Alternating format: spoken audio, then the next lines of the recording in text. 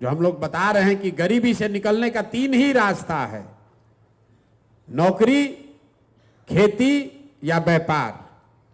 नौकरी चाहिए तो उसके लिए बढ़िया पढ़ाई होना चाहिए, खेती करना है तो उसके लिए आपके पास जमीन होना चाहिए, और बिजनेस व्यापार करना है तो उसके लिए पैसा पूंजी होना चाहिए। बिहार के बच्चों के पास पढ़ने का उपाय ही नहीं है। 60% लोगों के पास, परिवारों के पास एक धूर जमीन ही नहीं है। और पूंजी की बात ही मत कीजिए। यहाँ प्रति व्यक्ति आय है 35,000, देश में प्रति व्यक्ति आय है 1,35,000।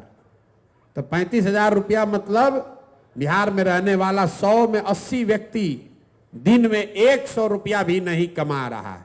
और इस गरीबी का क्रेडिट लेने के लिए नेता आपस में लड़ रहा है, कह रहा है कि हम ज्यादा सुधार दिए, कि हम ज्यादा सुधार दिए। इसीलिए हम लोग कहते हैं कि सबकी बात को सही मान लीजिए। मान लीजिए कि कांग्रेस ने बिहार में 40 बरस बहुत विकास कर दिया। ये मान लीजिए कि लालू जी के राज में सामाजिक न्याय मिल गया, गरीबों को, पिछड़ों को आवाज दे दी गई।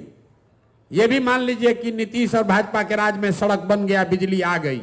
अगर ये तीनों बात को, तीनों लोगों के बात को सही मान भी लिया जाए तो भी कोई दुनिया में इस बात से इनकार नहीं कर सकता है कि देश का सबसे गरीब, सबसे पिछड़ा, सबसे ज्यादा अशिक्षित, सबसे ज्यादा बेरोजगारी वाला राज्य बिहार ही है। काहे बहस कर रहे हैं कि लालू ज्यादा खराब कि नीतीश ज्यादा खराब, कांग्रेस ज्यादा खराब कि मोदी ज्यादा खराब?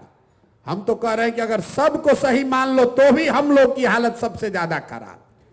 इसलिए यह व्यवस्था बदलनी चाहिए। बदलनी चाहिए कि नहीं चाहिए? चाहिए कि नहीं चाहिए भाई बताइए। यही तो बात आपको सीखना है। पीके की बात क्या है? यही बात है। एक बार जीवन में आपने जाति पर वोट दिया, आपने विचारधारा पर वोट दिया, आपने दलों को वोट दिया, आपने व्यक्ति को वोट दिया, आपने चेहरे को देखकर वोट दिया। एक ही बात प्रशांत किशोर बता रहे हैं, जनसुराज बता रहा है, एक बार जीवन में अपने और अपने बच्चों के लिए वोट दो। अपने बच्चों के लिए वोट दो, लालू जी के बच्चे के लिए नहीं, नीतीश के लिए नहीं, राहुल गांधी के लिए नहीं, मंदिर के लिए नहीं, मस्जिद के लिए नहीं, 5 किलो अनाज के लिए नहीं, गरीबी खत्म करने के लिए। और गरीबी खत्म करने का 3 उपाय, पढ़ाई, खेती और रोजगार। एक बार इसकी चिंता करके वोट दो, अपने आप जीवन सुधर जाएगा। और नहीं होगा तो आज आप मजदूरी कर रहे हैं, अगले आने वाले समय में आपके, हमारे बच्चों को मजदूरी करना पड़ेगा।